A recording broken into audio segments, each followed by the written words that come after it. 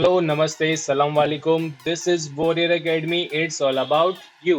Yes, मेरा नाम सिद्धार्थ है, जैसे कि आप सभी जानते हैं। ठीक है, आप कंटिन्यूसली अगर आप वीडियो देख रहे हैं तो आपको पता है कि my name is Siddharth. Okay, तो आपको ये भी पता होगा कि हम केमिस्ट्री का वीडियो अपलोड करते हुए जा रहे हैं 10th क्लास सीबीएसई साइंस के लिए। ठीक है, तो आज हम जो डिस्कस करने वाले हैं वो पार्ट थर्ड के बारे में डिस्कस करने वाले हैं। ठीक है, पार्ट थर्ड क्या होगा?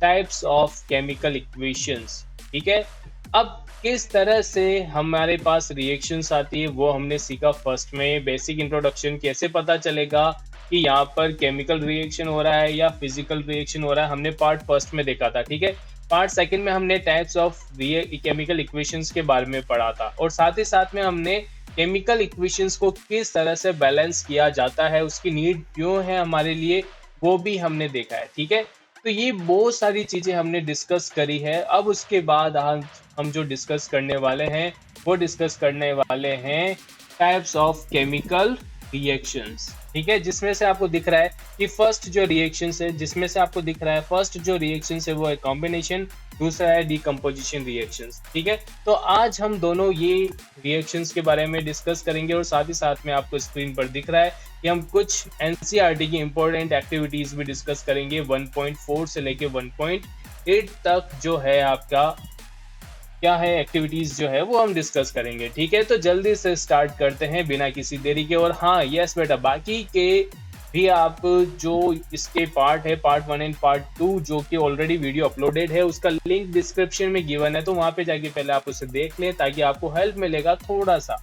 ठीक है, ऐसा भी कोई नहीं कि अगर आप फर्स्ट टाइम भी ये वीडियो देख रहे हो तब भी समझ में आएगा, लेकिन केमिकल इक्वेशंस, रिएक्शंस थोड़ा इक्वेशन पे बेस्ड है। फिर आप कहोगे कि सर इक्वेशन को बैलेंस कैसे करते हैं, क्या आपने ऐसा यहाँ पे 2 क्यों लगाया, यहाँ पे 3 क्यों लगाया, तो वो सब कुछ आपको पहले वाली वीडियो में मिलेगा। ठीक है, तो अब बिना किसी देरी के स्टार्ट करते हैं।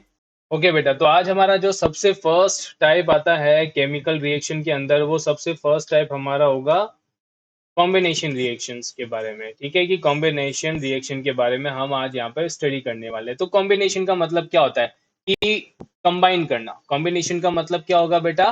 किसी चीज को कंबाइन करना, और यहाँ पे कोई चीज कंबाइन नहीं हो रही, यहाँ पे सब्सटेंस जो है, केमिकल सब्सटेंस जो है वो कंबाइन हो रहे हैं। ठीक है, जैसे कि two and more than two substance combine to form a single substance. Combine का मतलब एक सिंगल बना देना। ठीक है, पेयरिंग करना यानी कि एक ग्रुप बना देना। ठीक है, तो उसे ही हम बोलते हैं, यानी कि यहाँ पे more than two and two substance जब कंबाइन होके एक नया सब्सटेंस बनाएगा, मे बी उसकी प्रॉपर्टी अलग होगी, उसे ही हम केमिकल इक्वेशंस, केमिकल रिएक्शंस बोलते हैं। ठीक है, तो उस तरह की, इस कैटेगरी की केमिकल रिएक्शंस को हम बोलेंगे कॉम्बिनेशन रिएक्शंस। ठीक है, तो ये तो था इसका डेफिनेशन। अब हम इस पे एग्जांपल यानी कि हम एक्टिविटी से स्टार्ट करते हैं। तो हमारे एनसीईआरटी में एक्टिविटी 1.4 जो है, ठीक है, एनसीईआरटी में आपकी एक्टिविटीज जो है 1.4, उसके अंदर हम क्या देखते हैं कि CaO यानी कि कैल्शियम ऑक्साइड, जिसे हम क्या बोलते हैं, क्विकलाइम भी बोलते हैं। ठीक है, उसको हम H2O के साथ मिलाते हैं, यानी कि वाटर के साथ मिलाते हैं। तो वहां पर क्या होता है, ये बेटा मैंने जब इक्वेशंस को बैलेंस कर रहे थे और प्रॉपर्टीज जब हम डिस्कस कर रहे थे, तब भी हमने ये इक्वेशंस वहां पे बैलेंस करी है और वहां पर स्टडी किया है। ठीक है, यस, कैल्शियम हाइड्रोक्साइड बनाता है जिसे हम बोलते हैं स्लैक लाइन। हमारे फर्स्ट पार्ट में भी हमने ये डिस्कस किया था, और मैंने क्या कहा था कि सेम इक्वेशंस हमारे आगे भी काम आने वाली है जब हम प्रॉपर्टीज या कैरेक्टरिस्टिक्स ऑफ केमिकल रिएक्शंस के बारे में डिस्कस कर रहे थे। ठीक है, और साथ साथ में हीट यहाँ पे रिलीज होती है। ठीक है, तो यहाँ पर क्या हुआ, हीट रिलीज हुआ, हीट रिलीज हो रहा है, दैट मीन्स ये यहाँ पे एक सब्सटेंस बना। यहाँ पे अभी हम आगे भी बात करेंगे। ठीक है, आने वाले टाइम पर हम एक्सोथर्मिक, एंडोथर्मिक रिएक्शंस के बारे में भी जानेंगे, तब हम इन हीट के बारे में बात करेंगे। तो अभी क्या हुआ, कैल्शियम जो ऑक्साइड था उसके अंदर हमने वाटर डाला। ठीक है, इन दोनों को कंबाइन किया तो हमारे पास एक प्रोडक्ट आया।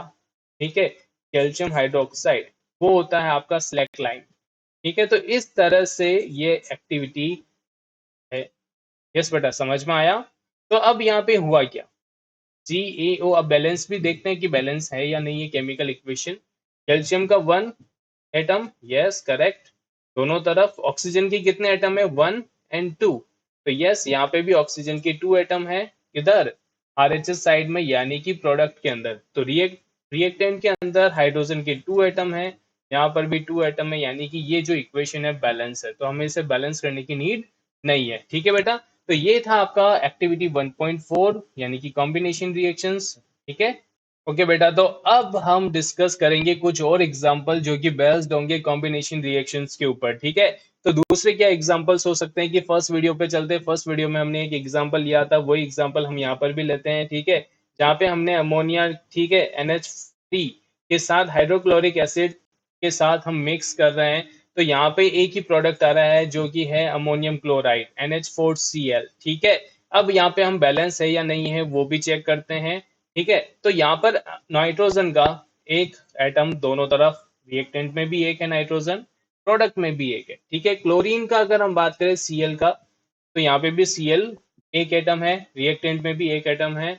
अब हाइड्रोजन यहाँ पे 3+1, टोटल रिएक्टेंट के अंदर हाइड्रोजन के एटम है 4 जो कि कंबाइन हो रहे हैं। ठीक है, तो यहाँ पर भी है अमोनियम क्लोराइड के अंदर हाइड्रोजन के 4 एटम। दैट मीन्स यहाँ पर कंप्लीट बैलेंस इक्वेशन है, और तो ऑलरेडी ये इक्वेशन जो है बैलेंस है। ठीक है, अब अगर हम बात करें बर्निंग ऑफ कोल की, हम क्या बात कर रहे हैं, बर्निंग ऑफ कोल, यानी कि कोल मींस कार्बन। कार्बन को ऑक्सीजन की प्रेजेंस में अगर बर्न करते हैं तो कार्बन डाइऑक्साइड रिलीज होती है, लेकिन अगर ऑक्सीजन की एब्सेंस में हम इसे बर्न करेंगे तो CO, कार्बन मोनोऑक्साइड जो है वो रिलीज होगी, यानी CO। ठीक है, yes. Next, formation of water. Water का जो फॉर्मेशन है वो भी किसका एग्जांपल है, कॉम्बिनेशन रिएक्शंस का एग्जांपल है। ठीक है, यानी कि यहाँ पर O2 एंड 2S2 आपस में मिलके दो मॉलिक्यूल बना रहे हैं, किसके, वाटर के, यानी कि 2H2O के। क्लियर, यहाँ पे दो मॉलिक्यूल है, यहाँ पे दो हाइड्रोजन एंड एक ऑक्सीजन मिलके, दो हाइड्रोजन एंड एक्स एक ऑक्सीजन मिलके आपस में क्या बनाते हैं, वाटर बनाते हैं। ठीक है, तो यहाँ पर ये बन गया टू मॉलिक्यूल किसका, वाटर का। समझ में आया बेटा आप सभी को, क्लियर हो रहा है पॉइंट। यहाँ पे बैलेंस करने के लिए हाइड्रोजन के दो एटम लिए हैं और ऑक्सीजन का एक ही एटम काम में ले रहे हैं। ठीक है, मॉलिक्यूल काम में ले रहे हैं, और यहाँ पे दो मॉलिक्यूल बन रहे हैं, क्योंकि हमें क्या करना है, नंबर ऑफ एटम्स रिएक्टेंट के अंदर और नंबर ऑफ एटम्स प्रोडक्ट के अंदर बराबर करना है। उसे ही हम बोलते हैं बैलेंसिंग ऑफ केमिकल इक्वेशन। ठीक है, यस। नेक्स्ट जो टाइप है डीकम्पोजिशन रिएक्शन। डीकम्पोजिशन का मतलब ब्रेक डाउन होना, टूट जाना। ठीक है, जिससे हम बोल सकते हैं कंबाइन का अपोजिट। ठीक है, जिससे हम बोल सकते हैं कंबाइन का अपोजिट। यहाँ पे क्या होता है, एक सिंगल सब्सटेंस जो है रिएक्टेंट में होता है, केमिकल रिएक्शन कुछ करके, केमिकल रिएक्शंस करके वो क्या करता है, एक substance two and more than two substance में डिवाइड होता है, उसे ही हम बोलते हैं डीकम्पोजिशन रिएक्शंस। ठीक है, यानी कि सिंगल सब्सटेंस जो है स्प्लिट होता है और two and more two substance बना देता है। ठीक है, अब हम बात करते हैं कि यहाँ पर हमेशा तीन चीजों की नीड होगी डीकम्पोजिशन रिएक्शन के लिए। सबसे फर्स्ट हमें नीड होती है, या तो हमें हीट की नीड होगी, ठीक है, दूसरी चीज हमें नीड होगी लाइट की, फिर नीड होगी इलेक्ट्रिसिटी की। यानी कि डीकम्पोजिशन इन तीनों के बिना नहीं हो सकता। हमेशा ध्यान रखना, ये तीन तो चाहिए ही होगा, कि अगर किसी सब्सटेंस को ब्रेक डाउन करना है, स्प्लिट करना है, दैट मीन्स हमें ये एनर्जी की रिक्वायरमेंट होगी। और वो एनर्जी कहाँ कहाँ से मिल सकती है, गर्म करने से, बर्न करने से, हीट देने से, या लाइट।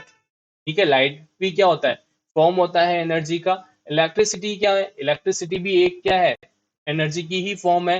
तो ये तीनों का और भी बहुत सारी चीजें हैं, लेकिन आपके जो अभी सिलेबस में कुछ केमिकल इक्वेशंस है, केमिकल रिएक्शंस जो है वो इसी के बेसिस पर है। ठीक है, तो जिसमें से फर्स्ट कहलाता है, जब हम हीट देते हैं तो हम उसे बोलते हैं थर्मल डिकम्पोजिशन रिएक्शंस। ठीक है, अब जहाँ पे लाइट का काम आता है वहां पे हम बोलते हैं फोटोलाइसिस। तो व्हाट इज फोटोलाइसिस, कि जब है ना chemical reaction in the presence of light, वो होगा फोटोलाइसिस। अब इलेक्ट्रोलाइसिस क्या होगा, कि आपने सोडियम क्लोराइड का इलेक्ट्रोलाइसिस तो नाइन्थ में भी पढ़ा होगा। ठीक है, तो वो हो जाएगा आपका इलेक्ट्रिसिटी की। कैसे पता चलेगा, कि कुछ सॉल्यूशंस ऐसे होते हैं जिसमें इलेक्ट्रिसिटी फ्लो होता है, कुछ सॉल्यूशंस ऐसे होते हैं जिसमें इलेक्ट्रिसिटी फ्लो नहीं होता। तो ये नाइन्थ क्लास में केमिस्ट्री में आपने पढ़ा है ना। तो उसी तरह यहाँ पर उसे हम बोलते हैं electrolysis of that chemical. Clear, कि जो जो स्प्लिट हो जाता है। तो यहाँ पे क्या है, कैल्शियम कार्बोनेट जो है गर्म करने पे CaO और CO2 गैस बनाता है, ठीक है।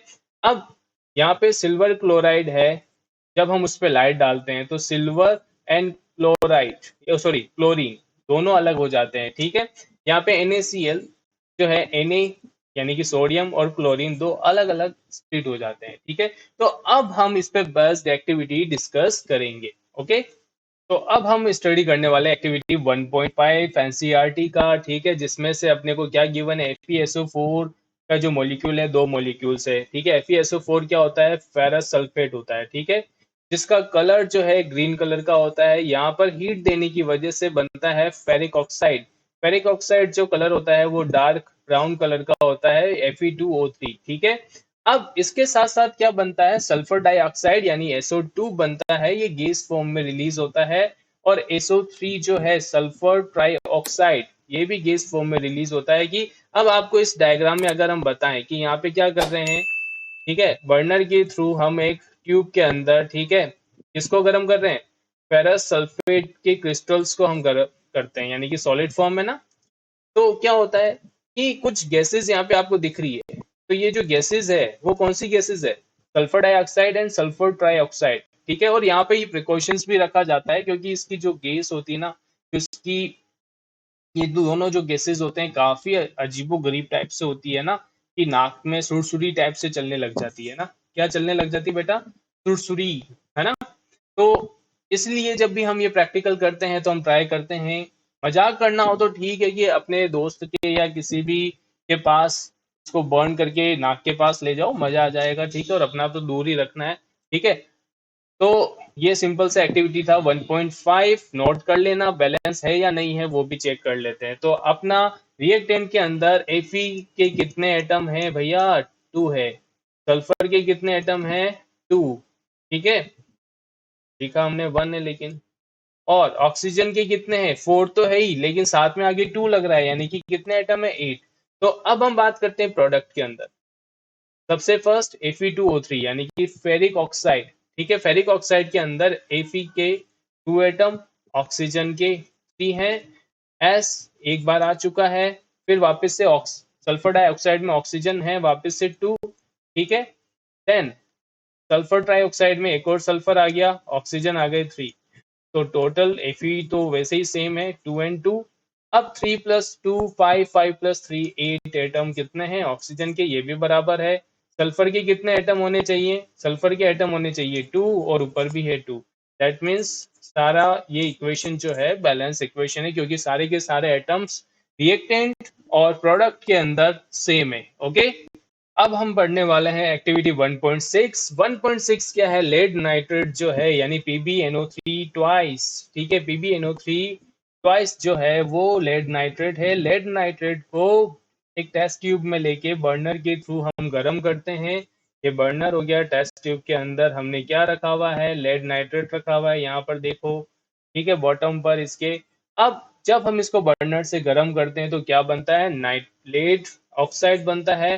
तो ये PbO बना, और साथ साथ में यहाँ पे गैसेस रिलीज होती है, कौन सी gases, nitrogen dioxide gas release होती है, जो कि ब्राउन फ्यूम्स की होती है, ठीक है। तो यहाँ पर जो गैस रिलीज हुआ, ऐसे हमें पता चल जाएगा कि ये ब्राउनिश टाइप की गैसेस जो रिलीज हो रही है, हमें कैसे पता चलेगा, नाइट्रोजन डाइऑक्साइड है, क्योंकि वो ब्राउन कलर की होती है, सिंपल सी बात है, ठीक है। अब ऑक्सीजन जो है O2 है, ऑक्सीजन रिलीज हो रहा है, जिसकी वजह से आज हम जिंदा हैं, और साथ ही साथ में हमारे पूरी कंट्री में उसकी कमी भी हो रही है। अब हम जो डिस्कस करने वाले हैं एक्टिविटी 1.7 यानी कि इलेक्ट्रोलाइसिस। इलेक्ट्रोलाइसिस मतलब कि भैया जो H2O है उसको हम एक बीकर में ले लेते हैं, वहां पर कैथोड और एनोड लेते हैं, जैसे कि ये रहा, ठीक है। अब इस कैथोड और एनोड को कनेक्ट करते हैं बैटरी के साथ। अब यहाँ बता रखा है कि हम 6 वोल्ट की एक बैटरी लेते हैं, क्योंकि प्रैक्टिकल में हमने यही किया है, ओके। तो अब यहाँ पे एक स्विच भी लगाया जाए, ताकि हम इसको क्या करें, सर्किट को ऑन ऑफ कर सकते हैं। ये तो बेसिक है ना, फिजिक्स के अंदर आपने पढ़ा है इलेक्ट्रिसिटी वाले चैप्टर में, कि स्विच भी हम लगाते हैं, ठीक है। अब ये ब्रोड्स जो होती है वो ग्रेफाइट की होती है, आपको पता है, 9th में ये बेटा सब कुछ क्लियर करा है। अब नहीं किया है तो भैया आप टीचर को थैंक यू बोलना, क्योंकि आपको नहीं पढ़ाया। अब यहाँ पे क्या है कि अंदर वाटर है ना, अंदर वाटर डाला गया है। अब यहाँ पर वाटर का इलेक्ट्रोलाइसिस हो रहा है, यानी कि हाइड्रोजन के एटम और ऑक्सीजन के एटम अलग अलग हो गए। क्या हो गए? अलग अलग। हाइड्रोजन अलग, ऑक्सीजन अलग। हाइड्रोजन गैस अलग मिलेगी, ऑक्सीजन गैस अलग मिलेगी। ठीक है, तो अब हम बात करते हैं हाइड्रोजन एटम्स जो होते हैं पॉजिटिवली होते हैं, ऑक्सीजन एटम जो होता है नेगेटिव होता है। तो अब मुझे ये बताओ कि एनोड पे प्लस वाला जाएगा या नेगेटिव एटम जाएगा? तो सिंपल सी बात है कि जो एनोड होता है वो पॉजिटिव होता है, तो पॉजिटिव पे नेगेटिव आयन जाएगा। नेगेटिव आयन मतलब ऑक्सीजन। ठीक है, तो ऑक्सीजन कहाँ कलेक्ट होगा? ऑक्सीजन कलेक्ट कलेक्ट हो रहा है कहाँ पर? देखो एनोड पर, है ना। जबकि हाइड्रोजन जो है कैथोड पे हो रहा है, क्योंकि कैथोड होता है आपका नेगेटिव टर्मिनल, और नेगेटिव टर्मिनल जो है अपने पॉजिटिव आयन को अट्रैक्ट करेगा। दैट मीन्स यहाँ पे हाइड्रोजन गैस यानी कि हाइड्रोजन आयंस को अपनी तरफ अट्रैक्ट करेगा, तो यहाँ पे हाइड्रोजन गैस बनेगी कहाँ पर? कैथोड पर। समझ में आया बेटा? तो ये था आपका इलेक्ट्रोलाइसिस, यानी कि जब हम वाटर को इलेक्ट्रिसिटी फ्लो करवाते हैं तो आपका हाइड्रोजन और ऑक्सीजन गैस रिलीज होती है। ठीक है, कैथोड पर जो है वो हाइड्रोजन, एनोड पर जो है वो ऑक्सीजन। क्यों? क्योंकि एनोड जो है पॉजिटिव होता है तो नेगेटिव आयन को अट्रैक्ट करेगा, हाइड्रोजन जो है पॉजिटिव आयन होता है जिसकी वजह से ये कैथोड से अट्रैक्ट होता है। क्यों? क्योंकि कैथोड जो है नेगेटिव टर्मिनल है। ठीक है बेटा, अब हम डिस्कस करेंगे एक्टिविटी 1.8। 1.8 ये एग्जांपल अभी थोड़ी देर पहले जब हमने तीन चीजों के बारे में डिस्कस किया था कि डीकंपोजिशन के लिए तीन चीजों की नीड हो सकती है, एनर्जी की नीड होती है, और वो एनर्जी हमें मिलती है इलेक्ट्रिसिटी, लाइट और हीट से। हीट हम गर्म करके यानी कि थर्मल एनर्जी से देते हैं। ठीक है, अब हम बात करते हैं यहाँ पर लाइट की। तो लाइट के बारे में हम डिस्कस कर रहे हैं, उस पर बेस्ड ये एग्जांपल है, यानी कि सिल्वर क्लोराइड को अगर हम एक डिस्क में रख के, ठीक है, ओपन में रखें और सनलाइट जब उसके ऊपर गिरती है, ठीक है, तो सनलाइट में क्या होता है? हीट होता है। सनलाइट क्या होती है? एनर्जी होता है। ठीक है, it is a form of energy, light is a form of energy. तो क्या होगा? वो क्या करेगा? उनके अंदर जो बॉन्ड होंगे एटम्स के वो ब्रेक डाउन हो जाएंगे। ब्रेक डाउन होने की वजह से सिल्वर जो है अलग हो गया और क्लोरीन जो है वो अलग हो गया। ठीक है, सिल्वर क्लोराइड जो है वो व्हाइट कलर का होता है, और आपका जो फिर बाद में देखो क्लोरीन तो हवा में बचेगा, क्या प्लेट में? केवल सिल्वर। ठीक है, तो यहाँ पर सिल्वर जो है ग्रेइश कलर का होता है, ग्रे कलर का होता है। ठीक है, तो इसे हम एक्टिविटीज से पता चल जाएगा। अब आप कहोगे सर पता कैसे चलेगा? वो प्लेट में रखी हुई चीज है तो ऐसे कैसे पता चलेगा, है ना। तो वो पता चलेगा कि व्हाइट से वो ग्रे कलर का हो जाएगा। यस, तो एक दूसरा एग्जांपल और है एनसीईआरटी में। एक है आपका सिल्वर ब्रोमाइड। सिल्वर ब्रोमाइड जो है येलोइश टाइप का होता है। यहाँ पे भी क्या होता है? फोटोलाइसिस। फोटोलाइसिस मतलब लाइट जब किस पर गिरती है? सिल्वर ब्रोमाइड पर गिरती है, जो कि येलोइश टाइप का कलर का होता है, तो उसमें क्या होता है? सिल्वर अलग हो जाएगा और ब्रोमाइन अलग हो जाएगा। ठीक है, यानी कि Br अलग हो गया और Ag अलग हो गया। Ag, Og, लोजी, सुनोजी, है ना, वो वाला Ag नहीं। Ag means silver. ठीक है, अब सिल्वर जो है वो ग्रेइश कलर का होगा, तो वो हमें पता चल जाएगा। और मोस्ट इंपोर्टेंट इसमें एक चीज लिखना बेटा, एक लाइन लिखी हुई एनसीईआरटी में, कभी इस क्वेश्चन ये आए तो इस पे बेसिस पे आ सकता है कि ये जो रिएक्शन है सिल्वर ब्रोमाइड, ये रिएक्शन काम में आती है कहाँ पर?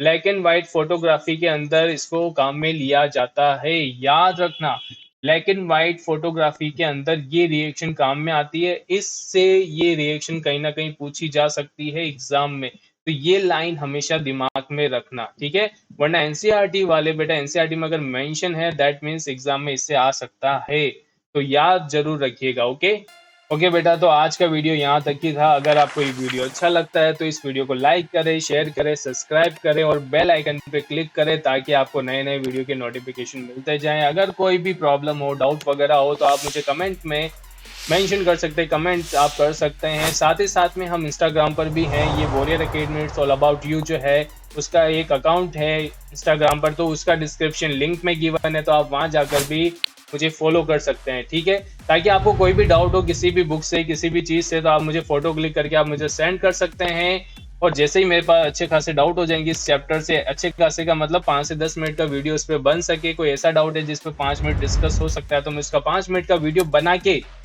उस पर अपलोड कर दूंगा। किस पर? यूट्यूब पे अपलोड कर दूंगा। ठीक है, और आप जितना हो सके अपने फ्रेंड्स के साथ इस टाइम पर इस वीडियो को शेयर करें, ताकि उन्हें भी हेल्प मिल सके ठीक है, उनको भी स्टडी प्रोवाइड हो। ओके बेटा, तो अच्छे से रहें और अपना ध्यान रखें। ओके बेटा, goodbye, see you, take care.